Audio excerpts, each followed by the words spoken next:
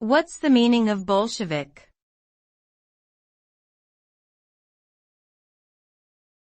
Bolshevik.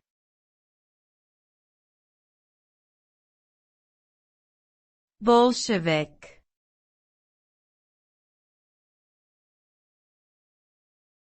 Bolshevik.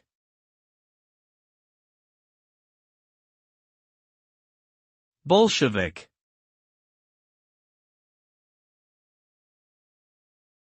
The term Bolshevik originated from a faction of the Russian Social Democratic Labor Party that emerged in 1903.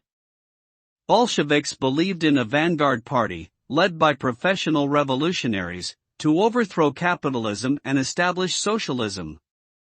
In 1917, the Bolsheviks, under the leadership of Vladimir Lenin, seized power in Russia in what is known as the October Revolution. This led to the establishment of the world's first socialist state.